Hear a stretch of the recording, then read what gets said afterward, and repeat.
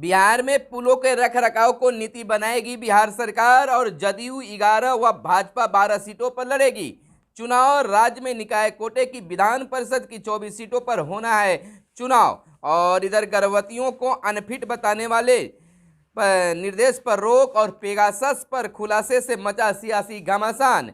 दाएं बाएं न करें, 2025 तक काम करे, आरसीपीसी का बड़ा बयान। मरम्मत में लापरवाही बरतने वालों पर होगी कड़ी कार्रवाई।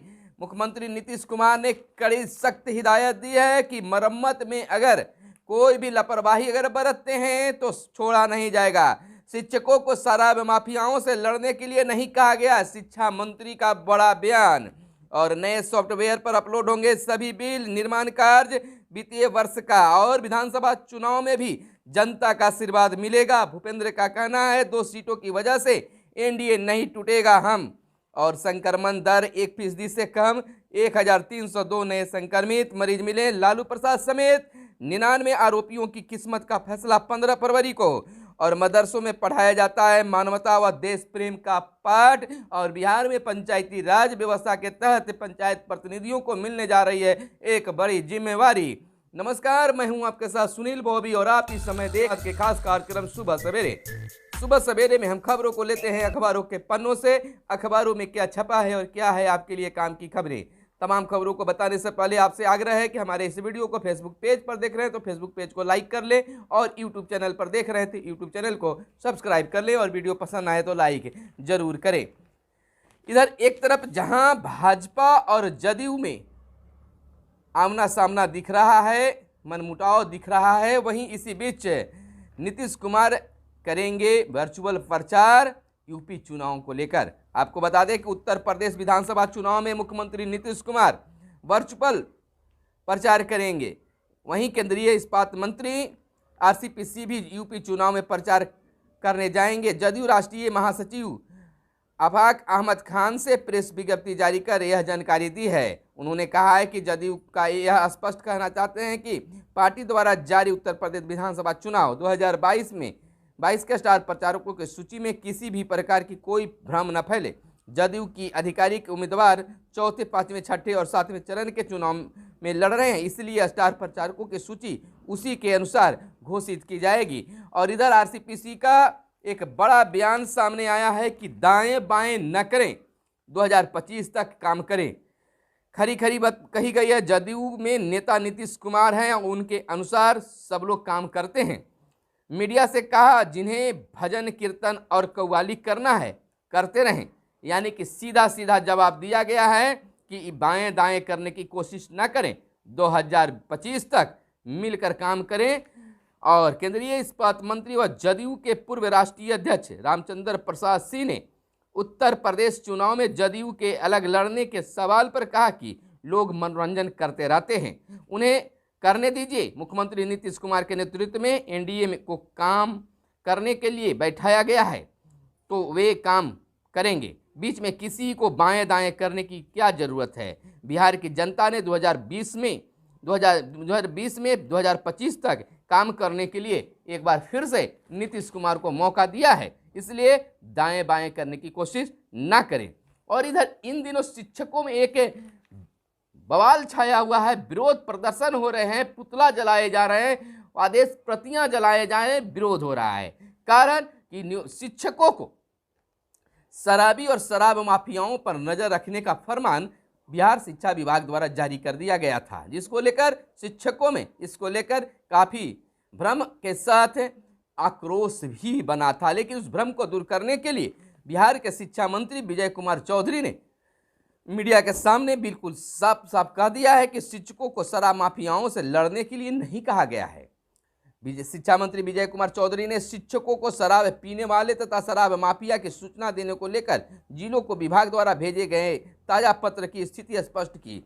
शनिवार को एनडीए के साझा प्रेस कॉन्फ्रेंस के अंत में पत्रकारों से कहा कि शिक्षकों को शराब माफियाओं से लड़ने के लिए नहीं कहा गया है, बल्कि राज्य सरकार ने तो पहले ही भी सभी नागरिकों से अपील की थी कि कहाँ कोई शराब पीते या कारोबार करते दिखे तो उसकी सूचना दे। कहा है कि शिक्षक नागरिक से बाहर हैं क्या शिक्षक नागरिक से बाहर हैं? फिर क्या शिक्षा विभाग ने अपने कर्मियों शिक्षकों से यह अपील की है, तो इस अव्यवहारिक क्या है। श्री चौधरी ने कहा है कि इसको लेकर कुछ लोगों द्वारा भ्रम पैदा किया जा रहा है। शिक्षकों को कोई टारगेट नहीं किया गया है, कोई बाध्यकारी तो नहीं है। दिखे तो सूचना दीजिए, नहीं दिखेगा तो नहीं देंगे।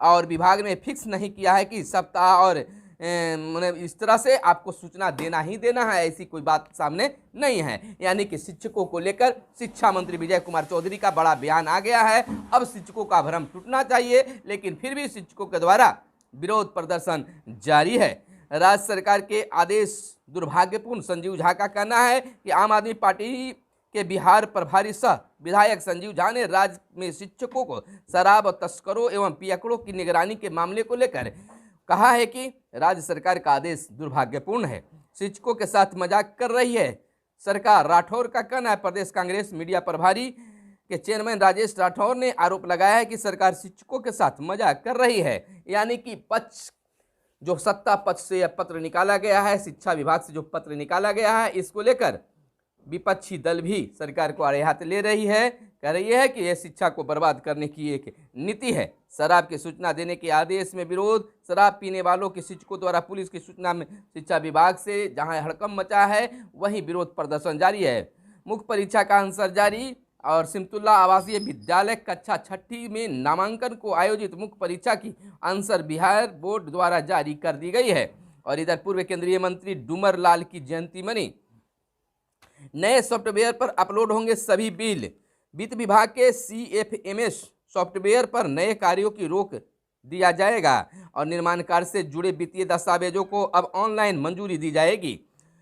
अगले वित्तीय वर्ष में 1 अप्रैल 2022 से निर्माण कार्यों में जुड़े बिल व कामकाजों के लिए सॉफ्टवेयर विम्स works account management information system पर अपलोड किया जाएगा। वित्त विभाग द्वारा ऑनलाइन वित्तीय प्रबंधन की प्रणाली CFMS के स्थान पर निर्माण कार्य से संबंधित भुगतानों से जुड़े बिल के लिए बिम्स को लागू किया जाएगा। योजना एवं विकास विभाग के संयुक्त सचिव रमेश कुमार ने इससे संबंधित दिशा निर्देश भी जारी कर दिया है। और बिहार सरकार ने बिहार के पंचायत प्रतिनिधियों के लिए बड़ी घोषणा कर दी है कि बिहार के पंचायत प्रतिनिधियों को पंचायत के विकास, गांव के विकास के लिए बिल्कुल फंड दिया जाएगा। और जैसे ही वित्तीय वर्ष शुरू होती है, लोगों को फंड मिलना शुरू हो जाएगा। यानी कि जो अभी पिछला काम बचा हुआ है, उसको पूर्ण करने के बाद मिलेगा। जैसा कि आप जानते हैं कि वित्तीय वर्ष 1 अप्रैल से शुरू हो जाता है, तो उस आधार पर अब पंचायत प्रतिनिधियों को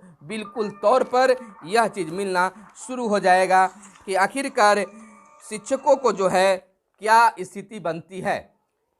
यानी कि पंचायत प्रतिनिधियों जो हैं वह विकास के लिए ललायित हैं और सरकार भी अब बिल्कुल सख्त मूड में है कि पंचायतों का विकास होना ही होना चाहिए। विधानसभा चुनाव में भी जनता का आशीर्वाद मिलेगा। भूपेंद्र भाजपा के बिहार प्रभारी भूपेंद्र यादव ने कहा है कि भाजपा और जदयू एक दूसरे को सम्मान देते हुए कार्य कर रहे हैं। भाजपा जदयू की सरकार विगत 4 विधानसभा चुनाव में जनता का आशीर्वाद प्राप्त कर बिहार के लोगों की सेवा कर रही है और 2 सीटों की वजह से NDA नहीं टूटेगा, हम का कहना है विधानसभा चुनाव को लेकर।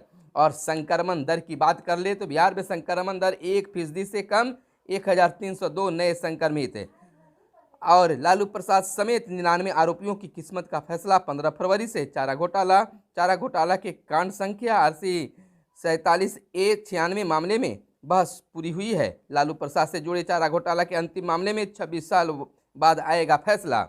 और इधर बता दें, रोहतास के भू अर्जन पदाधिकारी निलंबित हो गए हैं। आय से अधिक संपत्ति रखने के मामले में आरोपित रोहतास के भू अर्जन पदाधिकारी राजेश कुमार गुप्ता को राज्य सरकार ने निलंबित कर दिया है। और इधर बात मदरसा की कर लें तो जमा खान बोले, मदरसों में पढ़ाया जाता है मानवता और देश प्रेम का पाठ है। बिहार के अल्पसंख्यक कल्याण मंत्री जमा खान ने कहा है कि मदरसों के खिलाफ बोलने वाले पहले चलकर उसे देखें, वहां अगर आतंकी पाए गए तो हम राजनीति छोड़ देंगे। कहा कि जो लोग मदरसों को लेकर बयानबाजी करते हैं उनको जानकारी नहीं है, उन्हें लगता है कि मदरसों में आतंकवाद की पढ़ाई होती है, जबकि मदरसों में नैतिकता, मानवता और देश प्रेम की पाठ पढ़ाया जाता है। और इधर कोरोना से हुई मौत के बाद अनुदान के लिए आए 11,919 आवेदन, कई जिलों में एक भी आवेदन खारिज नहीं। और इधर सहमति जताई गई है। राज्य के निकाय कोटे के विधान परिषद की 24 सीटों पर होना है चुनाव। सहमति है, जदयू 11 और भाजपा 12 सीटों पर लड़ेगी चुनाव। बिहार विधान परिषद की स्थानीय निकाय कोटे की 24 सीटों के लिए होने वाले चुनाव में भाजपा जदयू के बीच सीटों का बंटवारा हो गया है। जदयू 11 तो भाजपा 12-13 सीटों पर अपने उम्मीदवार उतारेंगे। हालांकि भाजपा अपने कोटे में से एक सीट यानी 13 सीट है, लेकिन भाजपा जो है 12 सीटों पर चुनाव लड़ेगी और एक सीट रालोजप्पा को देगी। भारत ने अपनी सीटिंग मधुबनी सीट जदयू के लिए छोड़ दी है। पहले से उसमें हिस्से वैशाली की सीट आई है, उसे रालोजप्पा को दे दिया है। और इधर सरकार का एक बड़ा बैठक हुई है, समीक्षा हुई है, जिसमें कहा गया कि बिहार में पुलों के रखरखाव की नीति बनाएगी बिहार सरकार। सीएम का निर्देश है, दिशा निर्देश है कि मुख्यमंत्री ने सड़कों और भवनों की मरम्मत नीति की समीक्षा की। पथ निर्माण और ग्रामीण कार्य विभाग को जल्द नीति बनाने का भी निर्देश बिहार के मुख्यमंत्री नीतीश कुमार के द्वारा दिया गया है। और बात कर लें कश्मीर की, तो कश्मीर में पुलिसकर्मी की गोली मारकर हत्या, दुस्साहस की गई है। संकट संक्रमण भले थम रहा है पर खतरा बरकरार है कोरोना से।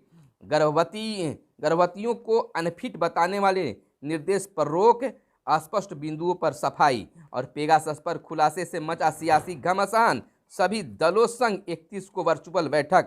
पाक के रास्ते गेहूं जाएगा अफगानिस्तान।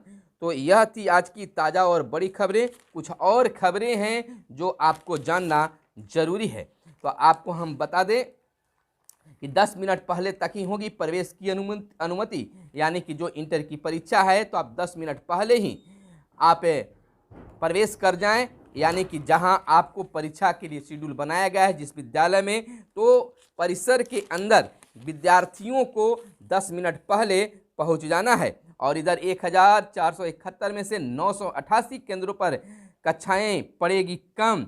कोरोना गाइडलाइन के चलते एक बेंच पर बैठेंगे सिर्फ 2 बच्चे। यह इंटर परीक्षा की बात है। आज नहीं चलेगी गया आसनसोल के मेमू पैसेंजर। सामाजिक विज्ञान में मानचित्र की करें अच्छी तैयारी, आएंगे पूरे अच्छे अंक। और इधर आई हॉस्पिटल खोलने के लिए दूसरी अर्जी दाखिल मुजफ्फरपुर की है। घटना घटी थी उसके बाद आई हॉस्पिटल खोलने के लिए मांग किया जा रहा है। और इधर कुछ और खबरें। तेज गर्मी और कड़ाके की सर्दी में चरम पर होगा कोरोना, यानी कि तेज गर्मी और कड़ाके की सर्दी में चरम पर होगा कोरोना। संक्रमण की दर 5 दिन में 7% घटी। दिल्ली से खबर निकलकर सामने आई है। बूस्टर कोई समाधान नहीं, नई वैक्सीन खोजनी होगी। और टीकाकरण में समानता के लिए वैज्ञानिकों ने लिखा पत्र। और गुंडा राज के खात्मे को भाजपा सरकार जरूरी, सत्ता संग्राम जारी है। मुजफ्फरनगर से यह खबर निकलकर, यानी यूपी से यह खबर निकलकर सामने आई है। करतारपुर में 74 साल बाद भाई से मिले वृद्ध, सिका को पाकिस्तानी वीजा। और इधर इंटरनेट के कब्जे में किशोर। इन दिनों बता दें कि इंटरनेट के कब्जे में किशोर हो गए हैं, यानी कि जो छोटे छोटे बच्चे हैं इंटरनेट से जुड़ गए हैं। खासकर कोरोना काल के कारण जब बच्चे घर में थे, घर में रह रहे हैं और स्कूल बंद है, इस स्थिति में लोग मोबाइल से जुड़ रहे हैं और इंटरनेट का यूज कर रहे हैं, जिससे बच्चों पर सीधा असर पड़ रहा है। तो यह थी आज की खास खबरें जो आपको जानना जरूरी था। फिर मिलते हैं अगले वीडियो में, तब तक के लिए दीजिए इजाज़त। धन्यवाद। जय हिंद, जय भारत, वंदे मातरम।